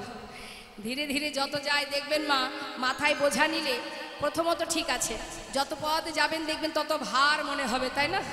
এখন কিছুটা পথ যাওয়ার পরে আর পারছে না আয়ান, বাবা এখনো তো কত পথ যেতে হবে, এক কাজ করি একটু কিছুক্ষণ বিশ্রাম করি, তারপরে না হয় যাব। কিন্তু পেটিকাটা রাখবো কোথায়? এর মধ্যে শাড়ি আছে, গহনা আছে, মিষ্টি আছে, যেখানে সেখানে রাখা যাবে না। তাই আয়ান কি করেছে, বুদ্ধি করে বেলা ঝোপের মধ্যে লুকিয়ে রেখেছে। বেলা ঝোপের মধ্যে লুকিয়ে কিছুক্ষণ বিশ্রাম করে যেই না কিছু সময় পর মাথায় করে নিয়ে যাত্রা করেছে, এমন সময় পথের মাঝখানে দেখা আদরের বোন কুটিলা। দাদা, ও দাদা, এই কিরে ডাকছিস কেন? দাদা তোমার মাথায় ওটা কিসের পেটিকা? যশোমতী দিদি পাঠিয়েছে রাধারানীর জন্য। ওতে কি আছে দাদা? তোকে বলবো কেন? তোর তো স্বভাব ভালো না, তোকে কিছু বলতে পারবো না। দাদা আমি না তোমার বোন, বলো না দাদা, আমি নেবও না, খাবো না, ছোবও না, বলো না দাদা কি আছে? ওই তো দিদি বললো কটা শাড়ি, কটা গহনা আর কিছু মিষ্টি আছে, আমাদের ঘরের বউর জন্য পাঠিয়েছে। দাদা দাদা একবার একটু চোখের দেখা দেখবো, দেখাও না দাদা। যেই না বলেছে, গোবিন্দ তো বসে আছে তার মধ্যে, চিন্তা করছে সর্বনাশ, পড়বি না পড়বি একেবারে কুটিলার হাতে, যদি পেটিকা খুলে আমি বসে আছি দেখে, তাহলে তো তার ওই বইয়ের নামে যে কলঙ্ক রটানো সে তো দ্বিগুণ হয়ে যাবে। কি করা যায়? গোবিন্দ এবার আর কোনো পথ না পেয়ে ভয়ে ঠক ঠক ঠক ঠক করে পেটিকার মধ্যে কাঁপছে। আর পেটিকা যখন কাঁপতে দেখেছে কুটিলা, পেটিকা কাঁপছে কেন দাদা? কি বললি? তোর কি মাথা খারাপ? পেটিকা কাঁপবে কেন? না দাদা পেটিকা কাঁপছে। দাদা তুমি না বললে এর মধ্যে মিষ্টি আছে? হ্যাঁ, তুমি আসার সময় রাস্তার ধারে কোথাও রেখেছিলে নাকি? রেখেছিলাম। কি করবো বল, পারছিলাম না, তাই ওই বেনা ঝোপের মধ্যে একটু রেখেছিলাম বিশ্রাম করার জন্য। ও বেনা ঝোপে, বেশ। আর জায়গা পাওনি? ওই বেনা ঝোপের মধ্যে যত ভূতের বাস, আর এর মধ্যে মিষ্টি, হয় কোনো ভূত আর না হয় কোনো পেতনি এর মধ্যে ঢুকে বসে আছে। হায় হায় পোড়া কপাল। গোবিন্দ চিন্তা করছে সুযোগ পেয়েছি, বেনা ঝোপের মধ্যে ভূত পেতনির কথা বলেছে যখন, এবার তাহলে আমাকে একটু কাজে লাগাতে হবে। পেটিকার ভিতর থেকে বলে উঠলেন, হ্যাঁ কুটিলা, আমার নাম ঝুপকালী, আমি সতী নারীর রক্ত খেতে ভালোবাসি। আমি শুনেছি তুই বৃন্দাবনের সতী আর তোর মা সতী, তাই আমি তোদের দুজনের ঘাড় মোটকে রক্ত খাবো। সর্বনাশ করেছে। ও ঝুপকালী, কে বলেছে আমরা সতী? না না, আমরা কেউ সতী নই। এতদিন কিন্তু কুটিলা বলতেন আমি সতী আর আমার মা সতী, আজ ভয়ে বলছে না না। ও ঝুপকালী, আমরা কেউ সতী নই গো, তবে তোমার যদি ইচ্ছা হয় তবে একজনের কাছে তোমায় নিয়ে যাব। সে শুধু সতী নয়, সে একেবারে মহাসতী, সে হলো আমাদের ঘরের বউ। তুমি তার ঘাড় মোটকে খাবে, আর তাতে যদি তোমার স্বাদ না মেটে, আমাদের ওই বইয়ের অষ্ট সখী আছে, তুমি তাদেরও ঘাড় মোটকে খাবে, আমাদের মেরো না। তবে শোন, তার কাছে আমাকে পৌঁছে দিয়ে তুই আর তোর মা সঙ্গে করে তোর দাদাকে নিয়ে 14 দিনের জন্য ঘর ছেড়ে চলে যাও। যা বলেছো মা, 14 দিন কেন, তুমি যতদিন বলবে আমি তোমায় ছেড়ে চলে যাব মা, আমাদের প্রাণে মেরো না। পেটিকা মাথায় নিয়ে রাধারানী মন্দিরে প্রবেশ করেছে। বৌদি, ননদিনী আমাকে বৌদি বলছে কেন? কোনোদিন তো এমন করে বৌদি বলে ডাকে না। সারাটা জীবন এই বউ হঠাৎ আজ বৌদি হলো কি ব্যাপার? অননদিনী কি হয়েছে? ও বৌদি, এর মধ্যে ঝুপোকালি আছে, সে তোমার হাতে সেবা নেবে তাই এনেছি। শোনো, তুমি এক কাজ করো, তুমি বসে বসে এই ঝুপোকালি মায়ের পূজা করো, কেমন? আর আমি চললাম কিছুদিনের জন্য মাকে নিয়ে একটু ঘুরে আসি। এই বলে যেই না চলে গেল, শ্রীমতী রাধারানী তো গোবিন্দ মন্ত্র ছাড়া আর কিছু জানে না বাবা। করজোড়ে বললেন, মা তুমি এসেছো আমার কাছে, কি দিয়ে তোমায় সেবা দেব বলো? আমি তো কৃষ্ণ মন্ত্র ছাড়া আর কিছু জানি না। ভিতর থেকে বললেন, তুমি যে মন্ত্র জানো সেই মন্ত্রেই পূজা করো। হঠাৎ রাধারানী আমার সেবা দিতে লাগলেন আর মন্ত্র জপ করতে লাগলেন। নমো ব্রহ্মণ্য দেবায় গো ব্রহ্মণ্য হিতায় চ জগদ্ধিতায় শ্রীকৃষ্ণ গোবিন্দায় নমো নমো। হে কৃষ্ণ করুণা সিন্ধু দীনবন্ধ জগৎপতে গোপেশ গোপিকা কান্ত রাধা কান্ত নমস্তুতে। ভিতর থেকে বলে উঠলেন, তথাস্তু, তোমার স্তুতিতে আমি সন্তুষ্ট। বলো রাধে, তুমি কি বর চাও? রাধারানী বললেন, মা ঝুপোখালি, আমার তো চাওয়ার আর কিছু নেই। আমি যে সদা সর্বদাই যার নাম জপ করি, সেই অনাদি আদি আমার প্রাণবধূ, একবার তার বদনটি আমাকে দেখাও। বেশ তাই হবে। সখী বেষ্টিত হয়ে রাধারানী যেই না পেটিকা খুললেন, অনাদি আদি গোবিন্দ আমার পেটিকা থেকে বাইরে এসে ত্রিভঙ্গ বঙ্কিমে রাধারানীর সম্মুখে এসে দাঁড়ালেন। সবাই বলে উঠলেন, রাধা রানী কি, রাধা রানী কি, রাধা রানী কি। হে রাধে, তোমার এমন মধুর প্রেম, তুমি হরিদাসী কৃষ্ণদাসী, তোমার জন্য তোমার বধূ আজ ঝুপোকালির রূপ ধারণ করে তোমার সঙ্গে দেখা দিল। এবার তোমার বাঞ্ছা পূর্ণ হলো, আমাদের বাসনা পূর্ণ করো। তাই হবে। রাধা গোবিন্দ যুগলে দাঁড়ালেন।